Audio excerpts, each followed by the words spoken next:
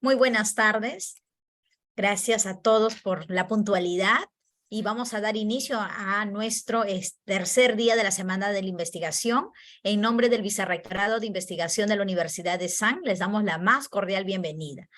Recuerden que esta semana tiene como propósito incentivar la investigación de calidad en el Perú y brindar las herramientas necesarias para desarrollarla en la comunidad académica.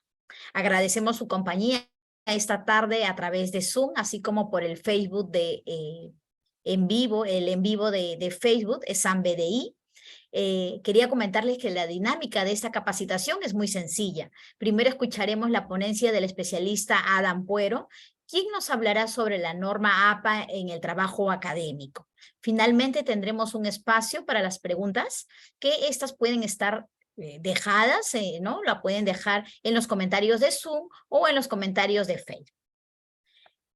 Nuestra especialista, Adam Puero, es editora y correctora de estilo en textos académicos, editora del área de publicaciones de la Universidad de San, del Fondo Universitario, ¿no? El sello editorial que tiene como nombre comercial es San Ediciones. Dicta cursos sobre el texto académico en diversos programas organizados o coorganizados por la Asociación de Correctores del Texto de Textos del Perú, la ASCOT Perú.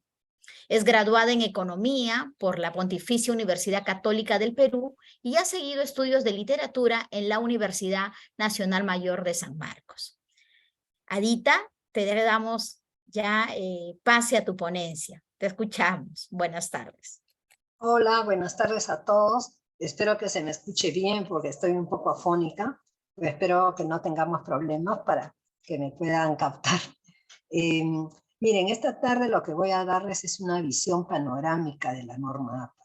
¿Qué es la norma APA realmente? ¿Qué no es? ¿Para qué sirve? ¿Cómo nos puede ayudar? ¿No? Entonces, bueno, si tienen alguna pregunta mientras estoy exponiendo, pueden escribirle en el chat y para que me interrumpan con toda confianza. ¿Sí? Entonces voy a empezar a compartir mi pantalla. A ver. Sí, queríamos mencionarles que en cualquier momento vamos a poder interrumpir con sus mensajes en el chat a través del Facebook en vivo o en todo caso acá en la sala de Zoom, ¿sí? Para brindárselos a Adam Puero. Bien, ya estamos, están todos viendo mi pantalla, ¿no es cierto?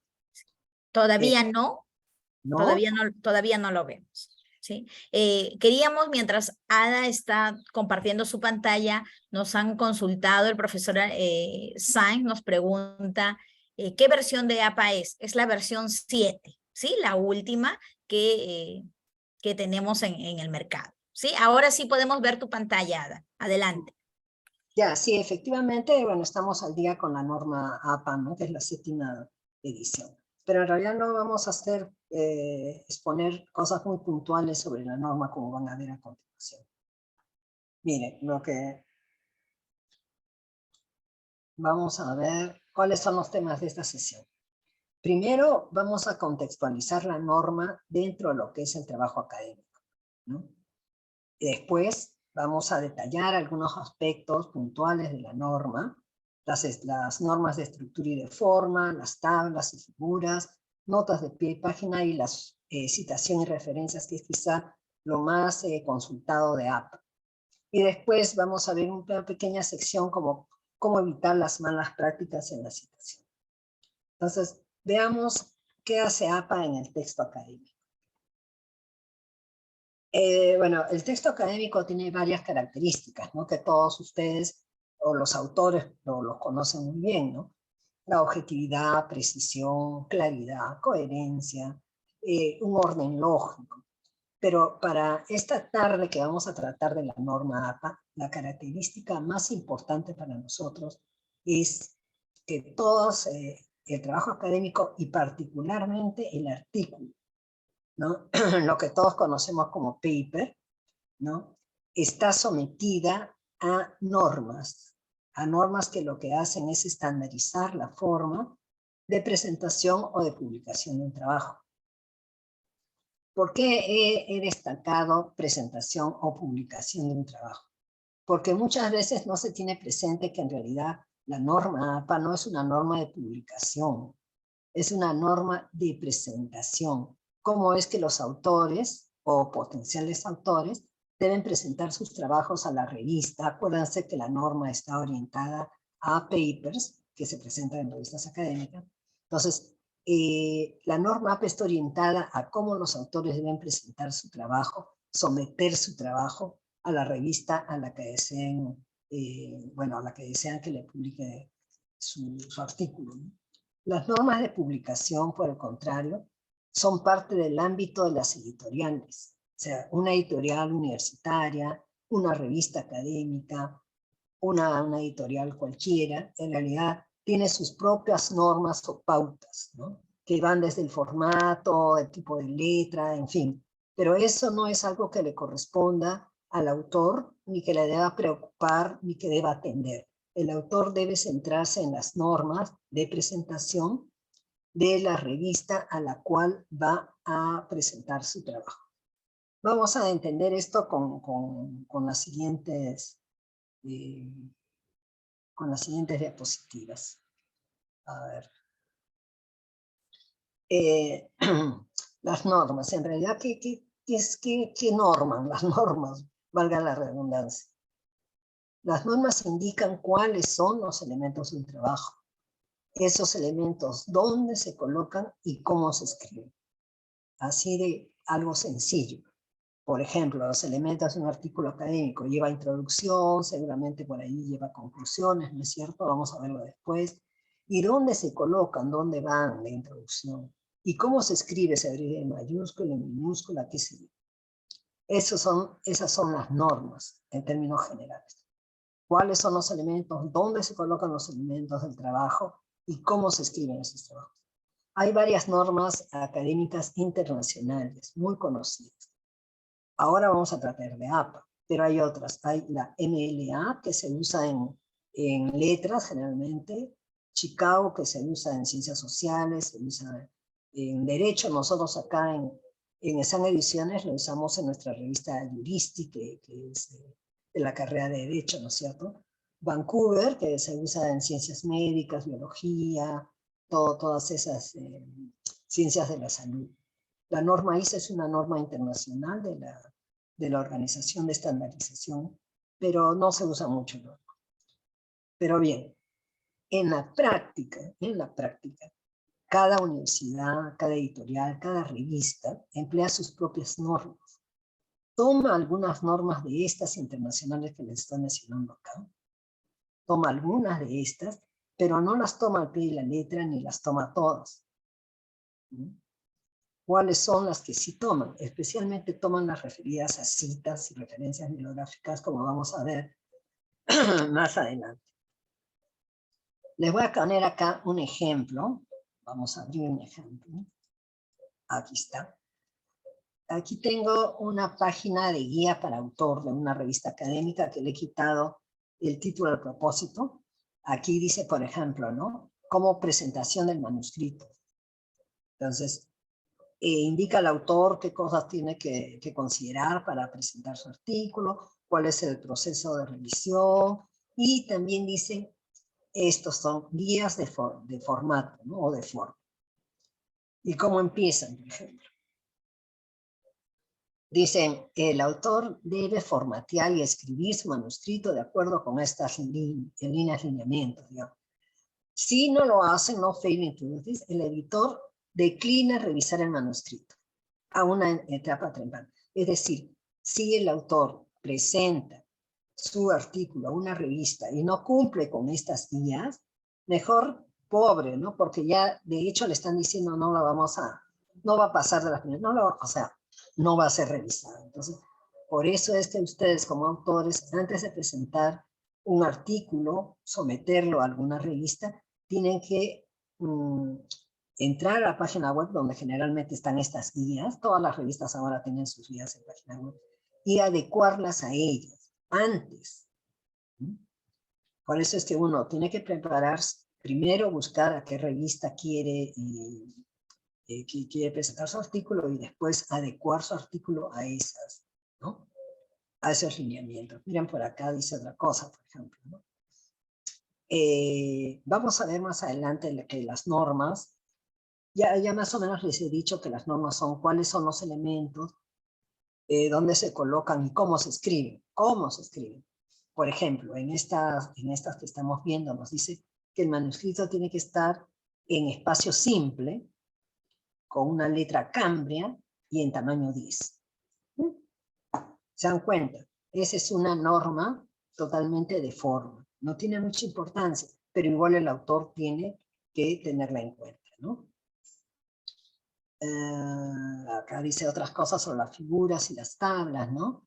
Por ejemplo, dice que las tablas tienen que estar en páginas, no deben estar en páginas separadas, sino deben estar colocadas donde se las llama o algo así. Bueno, esto solamente les enseño para que vean cómo es que trabajan las revistas. Ahora, miremos esto. Dice, las referencias al final deben aparecer alfabéticamente. Y dice, por favor, siga la última edición de APA en cuanto al estilo de presentación de las referencias. La última edición, la Z. Pero bueno, esto, como les decía, solamente es para darles un ejemplo de que las revistas no siguen exactamente la norma APA, sino la norma que ellos eligen. Por ejemplo, en esta que acabamos de ver, sí siguen al pie de la letra la norma APA en referencias, en la escritura de referencias. Sigamos. Hablemos de la norma APA. Inicialmente la norma APA, cuando digo inicialmente estamos hablando de los años 20 o 30, no me acuerdo muy bien, del siglo pasado. La norma APA fijó estándares para la presentación de artículos a las revistas académicas, pero revistas académicas que pertenecían a la órbita de APA. ¿Qué cosa es la APA? La APA es la Asociación de Psicología de Estados Unidos. Entonces, esta asociación creó unas normas para estandarizar la forma en que los autores les presentaban sus artículos a las revistas de psicología, ¿no?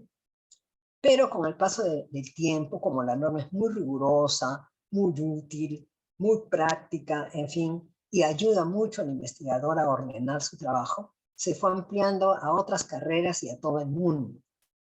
Ya no solamente la psicología, y no solamente en Estados Unidos. En realidad se usa para todo trabajo académico. Vamos a ver eso de que se usa para todo trabajo académico también tiene sus bemoles. Acuérdense que se está orientado al artículo académico. Bien, de nuevo, lo repito, se aplican manuscritos, no en trabajos publicados, ¿no? Especialmente las normas de formateo de texto se aplican en los manuscritos, no en trabajos publicados. La misma APA nos indica, por ejemplo, que nunca van a haber una revista publicada, ¿no?, que tenga las normas de formato de APA. Cuando me refiero a formato me estoy refiriendo a la forma, ¿no? No me estoy refiriendo a los contenidos ni a las estructuras. Se van a dar cuenta de eso también más adelante. Si tienen preguntas, espero no confundirlos, ¿no? Vamos a ver cuáles son. Ahorita en la siguiente diapositiva creo que voy a ser más clara en esto. Se puede decir que las normas APA son de dos clases, ¿no? Las normas de estructura, que son las que nos dicen cuáles son los elementos y dónde se colocan, y las normas de forma o diseño que nos dicen cómo se escribe. Entonces, las normas de estructura van a ¿qué?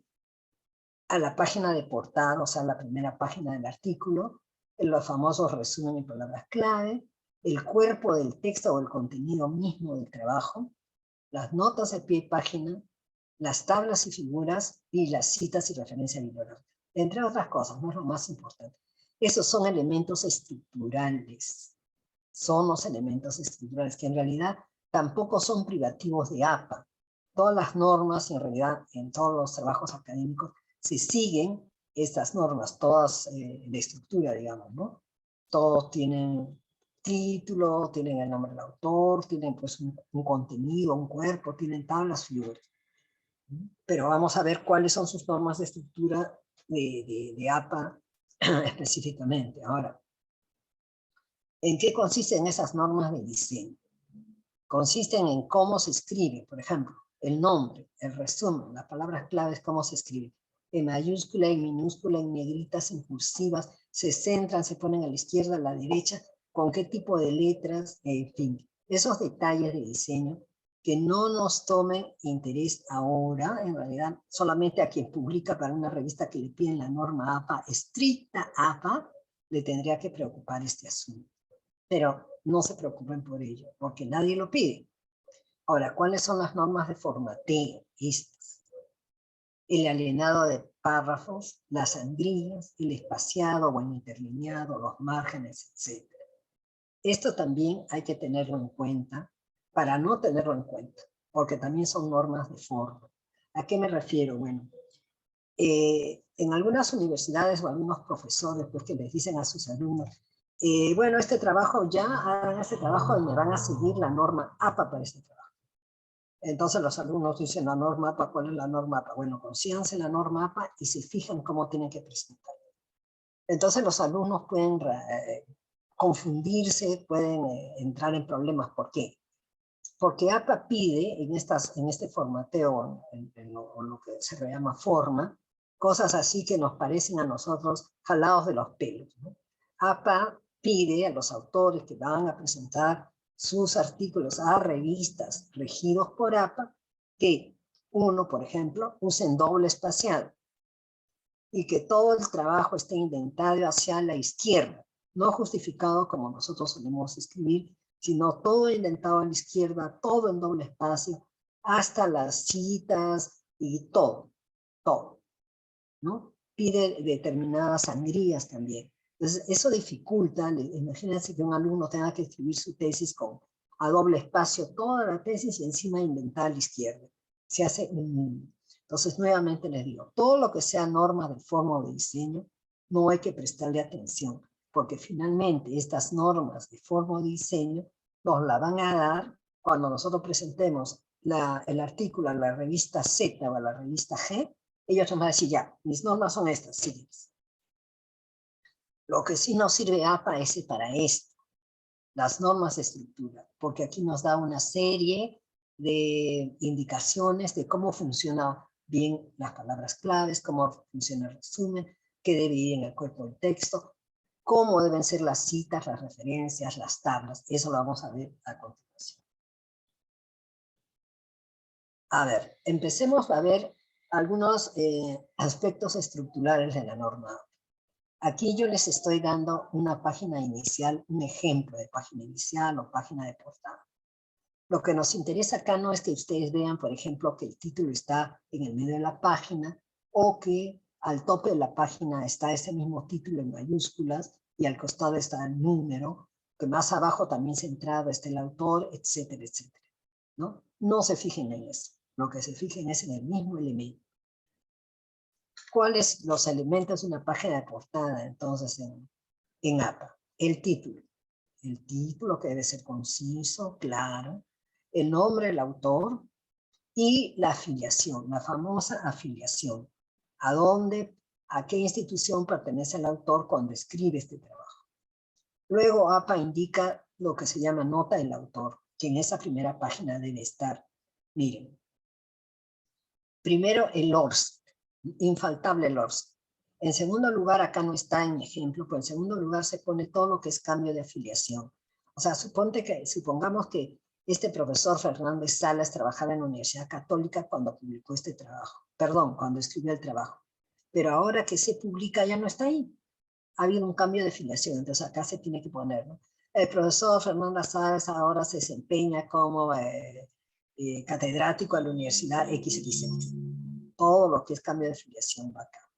En tercer lugar, va todo lo que son declaraciones especiales con respecto a este artículo. Por ejemplo, si se ha recibido una beca, algún patrocinio, si hay algún conflicto de intereses que pueda ser causa no sé, pues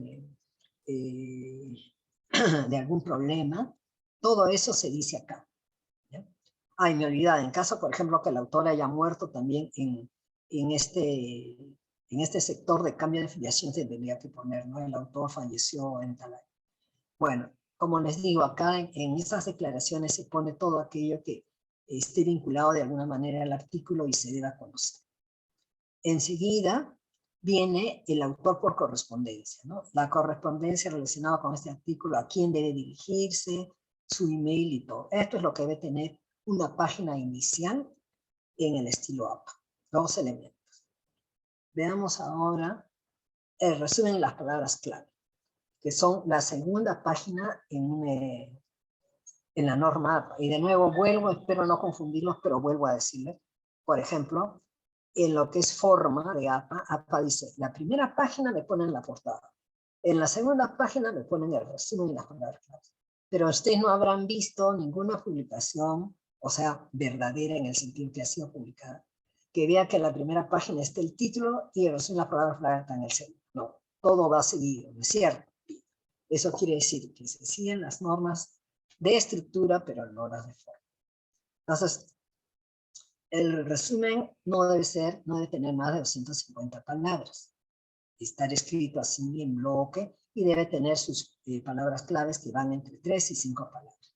Vamos a ver ejemplos de primeras páginas, ¿ya? A ver, ¿dónde están mis? Están viendo, ¿no? Este es un artículo de una revista que se llama Innova Educación. Miren, todos esos elementos de contenido que les he dicho están acá. El título está muy bien, el título.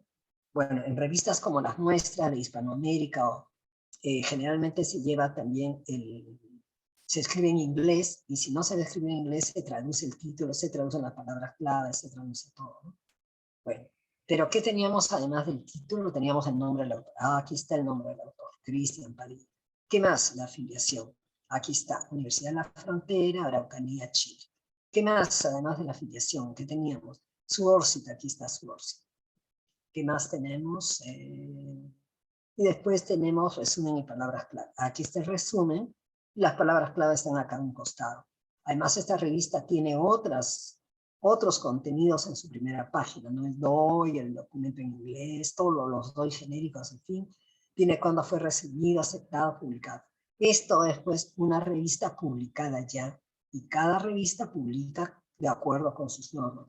Todos los artículos que lleguen a esta revista van a ser publicados igualito, con sus palabras clave acá, con su resumen allá. No, aquí está el abstract. Entonces, sí cumple con esta revista, con los elementos estructurales de una página de portada, ¿no es cierto? A ver, sigamos entonces con nuestra diapositivas. Ahora, el contenido. Los elementos del contenido. ¿Cuál es la estructura del contenido? La estructura de un contenido en documento depende del tipo de artículo. La norma APA distingue 10 tipos de artículo, 10. Entre ellos el cuantitativo, el cualitativo y el mixto, que son los más conocidos, pero después los otros son réplica, metaanálisis, revisión de literatura, en fin, todos, teóricos, metodológicos. Entonces, APA ha desarrollado estándares, o sea, normas específicas, más profundas, más detalladas para cada uno de estos de los primeros tres, los cuantitativos, cualitativos y mixtos. Están ahí. El investigador que quiera, por ejemplo, profundizar en qué es lo que APA indica para un trabajo cuantitativo, puede ir y revisar. Si es cualitativo, puede ir y revisar. ¿Y por qué son distintos? Pues porque los enfoques son distintos, las metodologías son distintas, las conclusiones a las que se llegan igual, etcétera, etcétera. Por eso son distintos. Pero no nos preocupemos porque hay normas generales. Esas normas generales son las que las estamos viendo en este momento y que son pues la página de inicio que hemos visto, resumen, palabras clave, las notas a pie de página, las citas y referencias, los apéndices y materiales. Estos son a los que yo me estoy centrando, y lo que quiero que ustedes presten atención, porque vuelvo a decir, aunque reitere siempre, la forma de APA no la van a ver en ningún lugar publicado. Vamos a seguir.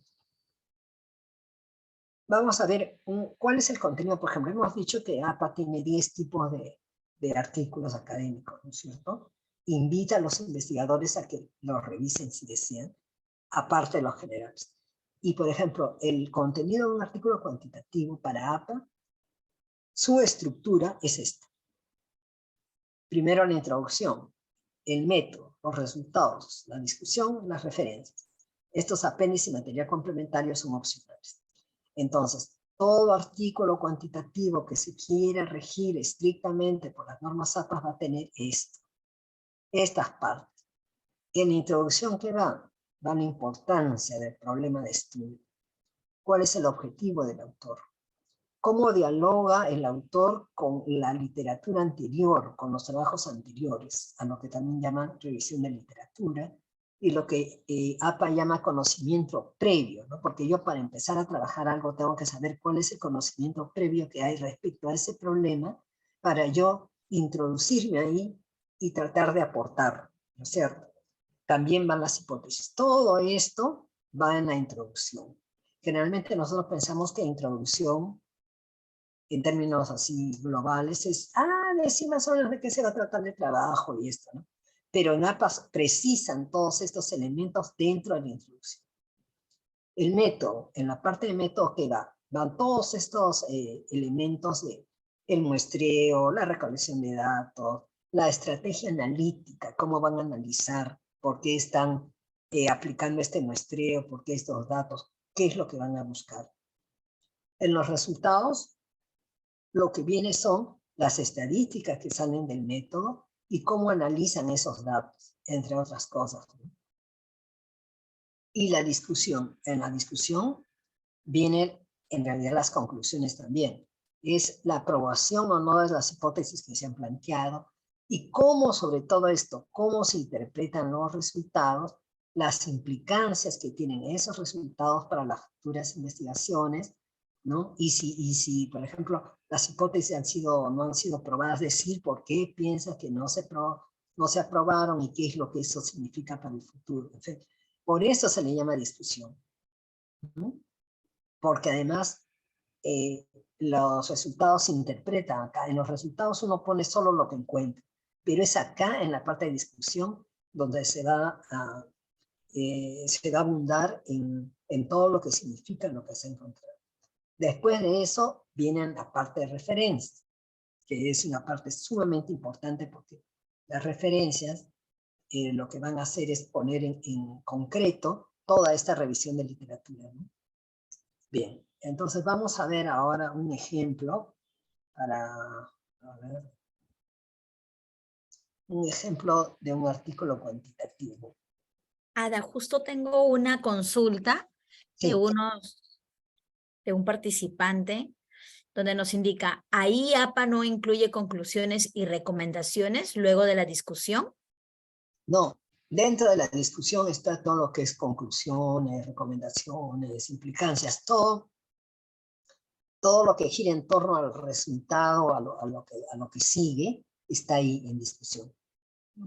Esos son, digamos, los nombres que usa APA, que como vamos a ver, o en fin, en otras revistas, toman a veces distintos nombres, pero van a lo mismo. Miren este ejemplo.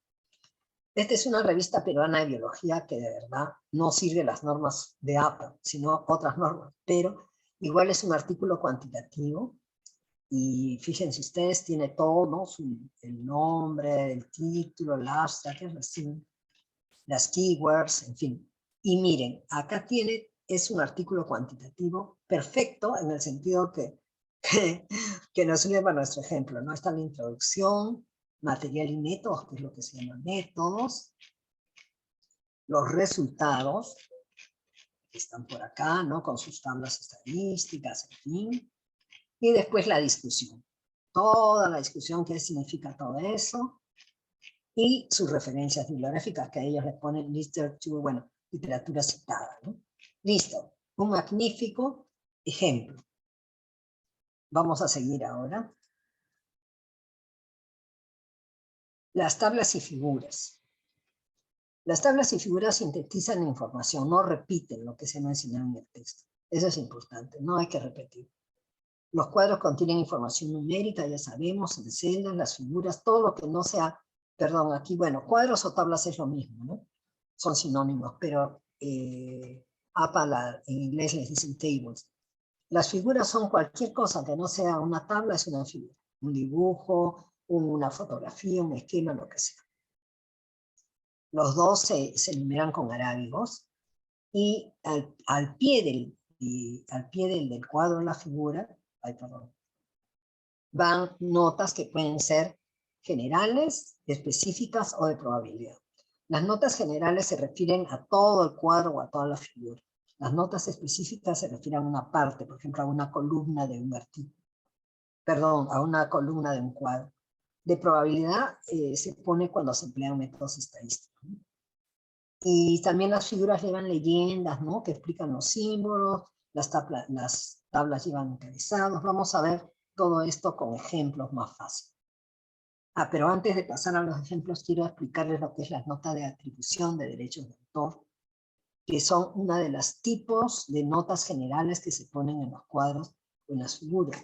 ¿Qué son las atribuciones de derechos de autor? Es lo que nosotros conocemos como fuente y elaboración. En nuestro medio y en muchas revistas del extranjero y de todo los lugares se usa fuente y elaboración. APA no considera fuente y elaboración, sino lo que denomina esto, atribución de derechos de autor. Cuando se emplea, cuando se reproduce una tabla o una figura. Se reproduce o se adapta. Entonces ponemos adaptación o de reproducción. ¿Cómo? Sin necesidad de permiso, con permiso otorgado, porque en algunas ocasiones uno va a tener que pedir un permiso para usar una figura o una tabla, con licencia Creative Commons, que son las más sencillas, o si es de dominio público la tabla no se le tiene que poner ninguna atribución de derecho de autor. No se emplea fuente ni elaboración como en nuestro medio, porque en nuestro medio nosotros, ¿por qué sucede esto, digamos? ¿Por qué? Porque APA está dirigido a artículos académicos de investigación primarios. Generalmente sus tablas y sus figuras salen de su propio trabajo, y entonces la fuente y la elaboración es propia. Entonces ya no se usa eso, ¿no? La fuente es cuando hay pues, trabajos secundarios. A ver, veamos acá nuestros ejemplos. Miren estos. Pueden ver mi tabla. Acá están los componentes de una tabla sin mapa. El número de la tabla número 1, el título de la tabla, sus encabezados, que pueden ser mayores porque abarcan 2 columnas, o encabezado menor. El cuerpo es el conjunto de celdas. Esta es el encabezado de columna izquierda, que es la que digamos, da el nombre a todas las celdas. Y aquí están las famosas notas. Acá hay una nota de atribución. Por ejemplo, esta información ha sido obtenida de situación del mercado laboral en línea metropolitana, del INEI, etcétera, etcétera, etcétera. Está en la nota de atribución, se pone el copyright que le corresponde en este caso al INEI, ¿no? Del año 2021. Acá también hay unas notas que yo las veo chiquitas, espero que ustedes no las vean tanto. Las notas específicas, esta es una nota general, es la A, que está indicando que el total, por ejemplo, se refiere a miles de personas, y la primaria, el nivel de educación primaria incluye inicial y sin nivel. Bien, esa es una tabla típica y nada. Esta es una figura. Lo mismo, la figura, y el título y el nombre siguen lo mismo que la tabla, ¿no? Tiene su número, tiene su título, ahí está la figura, tiene su leyenda, ¿no? ¿Qué significa esto de acá? Y las notas, que también son generales. Aquí también hay una nota de atribución. Acá hay notas específicas, la A y la B, que nos están indicando, perdón, hay A, B, C y D todavía, ¿no? Creo que hasta la C nomás, ya no veo bien. Sí, hasta la C. Entonces nos están indicando que que dice que es la nota A, que es un quechua, un B, que es un moreno, negro, samo, etc. Bien. Así son entonces los cuadros y las tablas en APA. Su título, su número, sus leyendas, ¿no? Sus encabezados, como debe ser, y sus notas de atribución, las notas específicas, perdón, las notas generales primero, las específicas, y las de probabilidad, que aquí no tenemos, por eso no las he puesto. A ver, ahora continuemos. Hablemos de las notas de pie de página. Según lo que veo, estamos con las justas y no he llegado a lo más importante. Bueno, las notas de pie de página son, pues, son notas que se colocan de aclaración en el artículo, pero no sirven para referencias bibliográficas. Se ponen o a pie de página o al final del capítulo, ¿ya? O, perdón, al final del artículo en este caso. Ahora, ¿qué es la citación y referencias? Que es en realidad lo más importante de APA. ¿Por qué citas y referencias? Miren, esta parte sí es importante que tengan en cuenta las normas, no solamente de estructura, sino de forma. Aquí sí hay que tener en cuenta cuando me dicen que tengo que escribir en negritas, o que tengo que escribir en cursivas, o que si le tengo que poner punto, o punto y coma, o lo que sea. Y si tengo que poner en mayúsculas o en minúsculas. Ahí sí. Las normas de citas y referencias bibliográficas es por eso lo que más se usa de APA, y en realidad lo que solamente deberíamos usar de APA, sí, tratando de ser lo más generalistas posible. Bueno, ya saben por qué se citan las fuentes, porque es obligatorio, ¿no? Que usemos en la revisión de la literatura, ese que les decía antes, del conocimiento previo. Nadie escribe de la nada, hay un conocimiento previo, y allí ese conocimiento previo se pone se hace evidente con las citas, ¿no? Además es importante, sobre todo para ustedes, cuando ustedes van a presentar un artículo a una revista académica, también van a revisarles lo primero, las referencias. ¿Por qué? Porque yo estoy presentando mi trabajo en el 2022, a ver, las citas, las fuentes, ¿de qué año son? Si yo pongo citas del 2000, del 1998, del 2005, y estamos en 2022, el revisor va a entrar no le va a gustar, porque se supone que el autor que está haciendo este artículo es un especialista y conoce lo último de su campo de estudio, así que tiene que haber revisado bibliografía reciente, tiene que dialogar con lo último, no me va a dialogar con gente del 2000 o del 2000 anterior al 2000, salvo pues que sean trabajos fundacionales, ¿no? Claro, por supuesto. Entonces, por ahí, por la forma en que uno dialoga con los otros investigadores, es que se ve también la calidad del trabajo. Y por otro lado, pues, poner las citas es una conducta ética, ¿no? No podemos cometer plagio, o sea que de hecho se tiene que... Ahora, ¿cómo se cita en APA? APA es una maravilla. ¿Por qué es una maravilla? Porque hay varias formas de citar, pero APA usa la más sencilla de todas, que es la famosa autor fecha. Lo único que uno tiene que hacer para citar en el texto mientras esté escribiendo es poner el nombre del autor y el año. Nada más, perdón, no el nombre del autor, el apellido del autor. Entonces, por ejemplo, acá estamos escribiendo sobre Webb del año 72, imagínense. El estudio de Webb sugeriría que la pobreza es un problema básicamente rural. Así lo pongo yo. ¿Y cuándo vas a ver el lector a qué se está refiriendo con Webb 1972?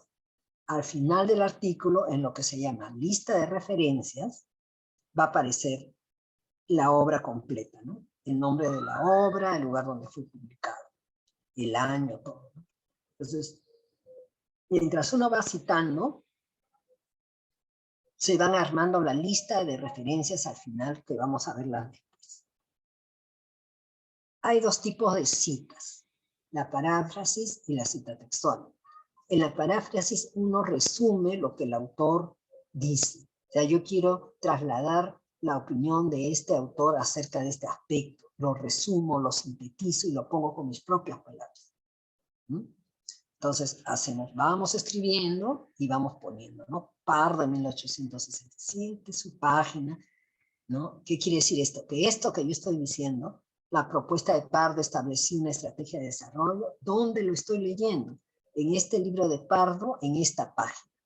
Cuando yo llegue abajo, en la lista de referencias, voy a saber a qué libro de Pardo se está refiriendo, y si quiero chequear esta cita, me voy a la página 67 y la voy a encontrar. Los mismos son estos de acá. ¿Y cuál es la cita textual? La cita textual es la que reproduce fragmentos, frases, ¿no? En realidad, no se debe usar mucha cita textual, porque si no va a aparecer, imagínense, una copia de personas, de cosas que dicen otras personas. Lo mejor es parafrasear, pero hay momentos en que la cita textual es tan buena, tan contundente, que se prefiere poner. Ahora, las citas textuales pueden ser cortas o pueden ser largas. Cuando las citas textuales son cortas, se ponen en el mismo texto, solamente indicado con comillas. Acá, ¿no? Los ingresos se estancaron o crecieron ligeramente entre 1885 y 1990. ¿No? Y la cinta extensa es la que tiene más de 40 palabras. Cuando yo estoy citando algo de más de 40 palabras, lo pongo en bloque. Bloque se llama esto. Se le deja una sangría para que se entienda que no es lo que yo estoy escribiendo, sino lo que estoy citando. Vamos a ver los ejemplos para tener un poco más de claridad con esto.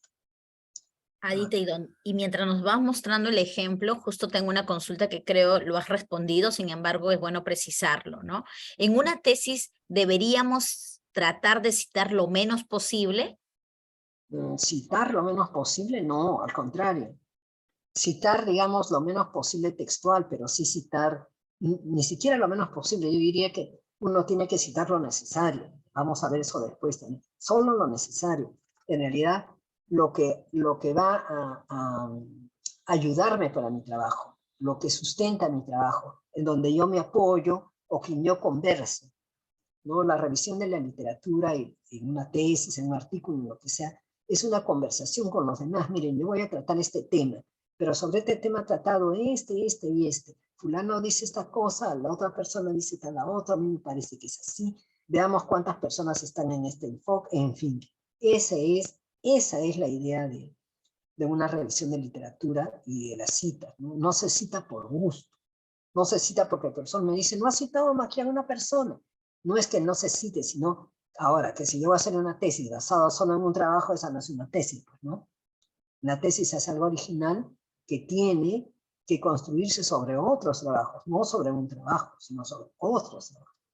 Bueno, acá les quería enseñar estas, que son las citas, por ejemplo, ¿no? Acá este autor está mencionando un trabajo de estos autores del año 2007, por acá hay otros. Eso es lo que debemos llamar una cita normal, una cita que no es textual, ¿no? Una cita que son paráfrasis en realidad. Hay muchas acá, por ejemplo acá, ¿no? El autor que dice, en este sentido, estos tres autores indican que la mentoría se apoya en una relación personal, etc. ¿Qué está haciendo el autor? Está resumiendo lo que Mundina, Pombo y Díaz en su obra de 2007 están diciendo. Y así sigue trabajando con otras personas, ¿no? Vamos a ver más adelante unas citas textuales, quiero mostrarlas por acá. Me ayuda mucho esto. Un poco de paciencia. Por ejemplo, acá hay otra cita que está dentro del texto y por eso está entrecomillada. No está en bloque porque no es muy larga a pesar de... También acá las normas son distintas. Por ejemplo, la norma APA dice que a partir de 40 ya se escribe en bloque. Pero hay otras normas como norma Chicago que permite que todavía una cita de 100 palabras todavía se pueda poner en medio del texto y con sus comillas. ¿Ya? Vamos a colar acá. No me deja bajar muy rápido. ¿Dónde está mi página 37? Que es lo que les quiero mostrar. A ver. Aquí viene. Miren, esta es una cita, esta de acá, es una cita que sí es textual. No lleva comillas y está en bloque. Es bloque. Y es más, está en un punto menos, o sea, un tamaño de letra menor que el resto del texto. Eso se hace siempre para que el lector pueda darse cuenta que estoy usando una textual que no forma parte de mi texto, ¿ya? Y este autor, por ejemplo, está usando casi una paráfrasis para este párrafo y la cita textual acá, miren, ¿no? Dice, por ejemplo, Ourense en un artículo descriptivo identificó que la implantación del programa se observó tal y tal cosa, y después, a pesar de que lo está parafraseando, también lo menciona textualmente, no señala textualmente esto. Entonces, eso es lo que quería mostrarles sobre las citas breves Ya, y ahora vemos a la parte de las referencias. La parte de las referencias, que es lo que causa dolor de cabeza a todo el mundo. ¿Por qué? Como le decía, todas las obras que uno cita a lo largo de su trabajo los tiene que poner al final en una lista de referencias ordenadas alfabéticamente. ¿Cuáles son los elementos de esa referencia? El autor, la fecha, el título y la fuente o soporte donde está contenida esa obra, ¿no? Que es la editorial y la URL o el DOI del artículo. ¿Mm? Ahora, la estructura, cómo va esto, y el formato varía de acuerdo con lo que es. O sea, por ejemplo, si yo voy a poner la referencia de un libro, una ponencia, una tesis, una entrada de un blog, una página web, un video, una clase, un conjunto de diapositivas, un Twitter, todo lo que hay ahora en redes sociales, todo se puede citar, todo se puede citar. Hay un formato para cada tipo. Imagínense, cada uno de estos, digamos, tipos de documento tiene un formato. Y además ese formato no es único, varía. ¿Por qué varía? Porque varían los autores. Puede haber un autor, puede haber dos autores, puede no haber autor, puede haber un editor en lugar de autor. La fecha puede ser un año, pero también puede ser un día, un mes, o incluso una estación del año, ¿no? El título puede tener subtítulo, puede estar en otro idioma, en fin, hay muchas variaciones, muchas variaciones. Entonces todo eso es lo que hace complicado a elaborar una lista de referencias. Acá, por ejemplo, les he puesto solamente algunos ejemplos de que es un artículo, un libro y una página web, por ejemplo, para que vean que si bien digamos, el nombre del autor y el año están iguales en todos, menos, por ejemplo, acá en esta página web, como no solamente hay años, sino hay día y mes, bueno, es más largo, pero después todo lo demás va cambiando. En el caso de un artículo, por ejemplo, el título de la revista va en cursivas, pero el título del artículo va en redondas, o sea, en letras normales. En cambio, en un libro, es el título del libro el que va en cursivas, ¿ya? En el caso de una página web, por ejemplo, el contenido va en cursivas, no el nombre de la página web. Entonces, hay una serie de combinaciones, todas esas combinaciones es lo que puede complicarle la vida a las personas y por eso es que se escriben guías y se escriben, a ver, vamos a ver acá, tenía yo una, donde estaban citas y referencias, creo que es este. Vamos a ver las referencias acá. La lista de referencias es esta. Aquí están todo lo que esta persona ha leído para hacer este artículo está acá en orden alfabético. Esto es lo que se llama lista de referencias. Y a cada uno de estos que están acá tiene que estar mencionado en el artículo. Por eso funciona este sistema de autor-fecha, ¿no? Bien. Ahora, solamente unas breves recomendaciones sobre las malas prácticas en la citación. En realidad, en esta semana de investigación hemos tenido, nos han acompañado expositores muy buenos, profesores que nos han explicado muy bien todo esto, pero en fin, igual se los voy a unas cositas nada más. Lo primero que tenemos que hacer es citar siempre. No podemos caer en conductas que no son propias, ¿no? Porque podemos cometer plagio. El Turnitin es un sistema de detección de plagio, pero no es suficiente, ni automático. Nos lo explicó el profesor que nos dio una charla sobre Turnitin, ¿no? No es suficiente también, porque, por ejemplo, Turnitin no tiene absolutamente todo hasta lo último que se haya escrito en este momento en su base de datos. Por ejemplo, esto que yo estoy escribiendo ahorita todavía no lo tiene, seguramente. Entonces, si alguien lo plagia primero que ellos lo hayan puesto, no lo va a ver, ¿no? ¿Qué más? Las traducciones, por ejemplo. Yo puedo leer un libro en inglés y lo traduzco el párrafo que me conviene, lo que quiero ponerlo, y lo plagio, pero no lo voy a plagiar en inglés, lo plagio perdón, no lo plagio en castellano, sino en inglés, en francés, en el idioma en que esté, y el Turnitin no lo va a detectar. ¿no? Creo que todavía no hace eso, creo. Pero también un autor no se puede confiar porque dice, Turnitin no me ha descubierto ningún plagio, no ha encontrado. ¿Por qué? Porque los revisores, que acuérdense, los revisores son expertos en su materia, tienen al día todo lo que se ha hecho y lo tienen en la cabeza también. Entonces, si ven una idea, ¿no? Parecida, o ven, por ejemplo, un cambio en la redacción. A veces parece mentira, pero uno está leyendo un artículo, ¿no? Y de repente siente que algo está raro, como que el autor hubiera cambiado su lenguaje, su estilo. Y entonces, ¿por qué es eso? Porque puede haber introducido un texto que no le pertenece. Entonces hay que tener mucho cuidado con eso. Y también hay plagio de ideas, ¿no? El plagio de ideas, que no se puede detectar porque no se puede detectar, pero yo puedo haber leído a alguien que lo que dijo me pareció muy interesante y yo lo parafraseo a mi modo, pero no lo menciono. No lo menciono. Y el Turnitin no lo va a detectar. Bien. ¿Qué más? Hay que evitar la autocitación y el autoplagio. Eso ya nos lo explicaron también, incluso ayer Néstor, ¿no? el editor de nuestra revista Jefas de San nos lo explicó. Uno no puede autocitarse poniendo trampa para que aumente su factor de impacto. A veces sí uno puede citar obras de sí mismo que ha escrito antes porque sí es pertinente que las cite, pero no se puede citar por gusto, como le decía en el caso de la tesis. Uno no puede, porque el profesor me dice que hay pocas citas, yo voy a meter, no.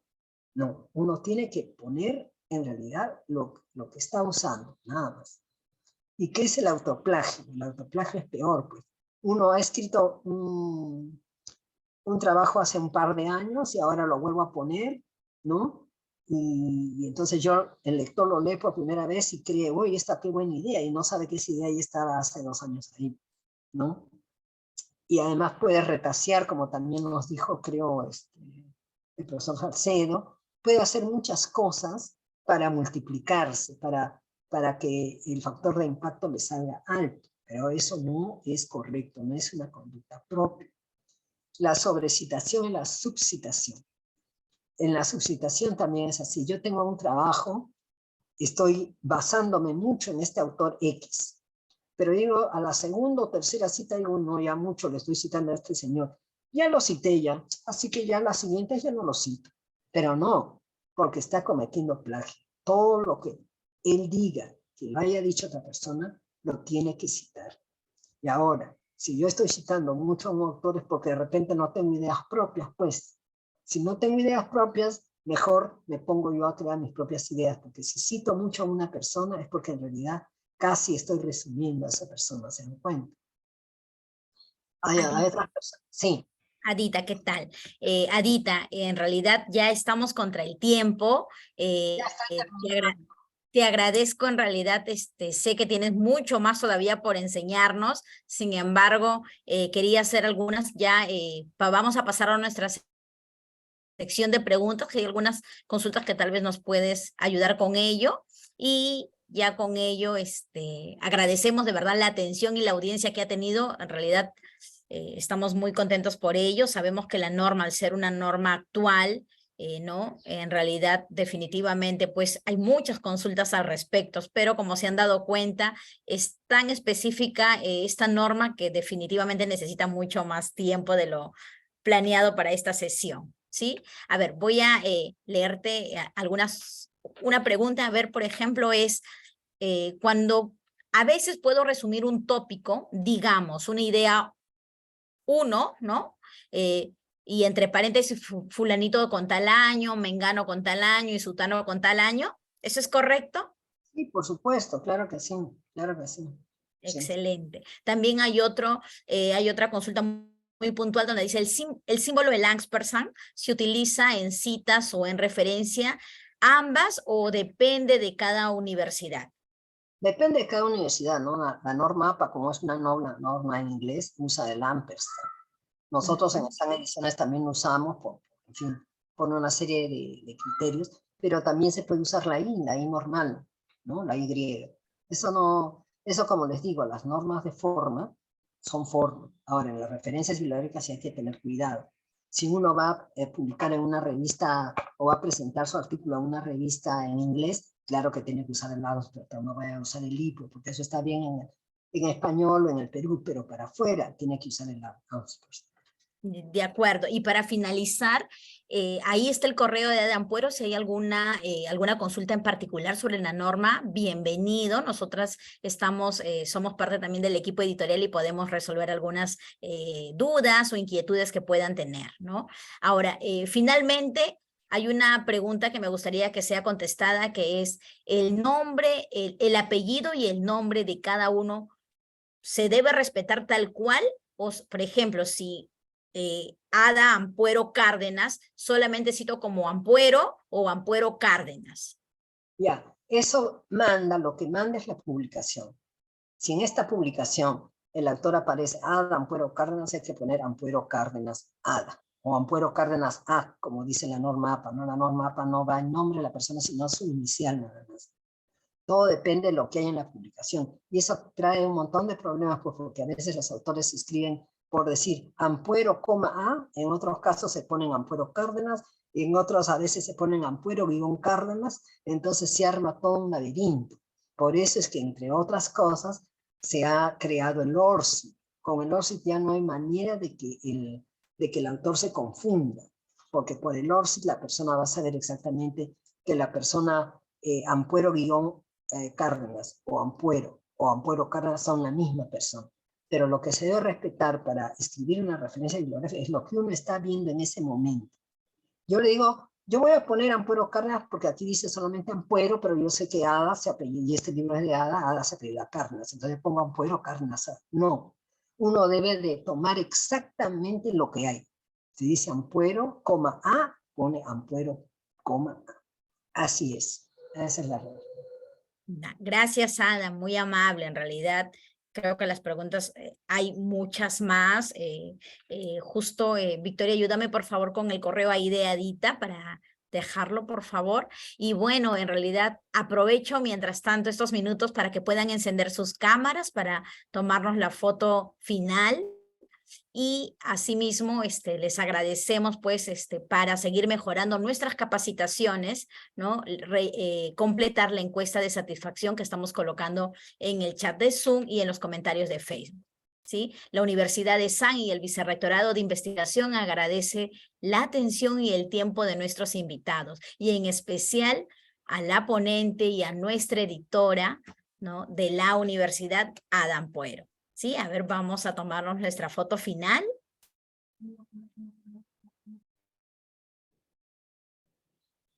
Sí, deme por favor unos minutos. Perdón, unos instantes. Sí, a ver, por favor. Vamos activando nuestras cámaras. Gracias. Ya he compartido en el chat tanto el formulario de la encuesta de satisfacción como el correo de Ada. Así que bueno, si ya han encendido sus cámaras, voy a proceder a tomar la foto correspondiente. Entonces, aquí va.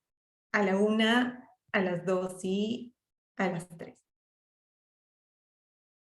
Ok, va una foto. Vamos a tomar una más porque hay bastantes personas en la sesión. Qué gusto de verdad que puedan acompañarnos tantas personas. Va a la 1, a las 2 y a las 3.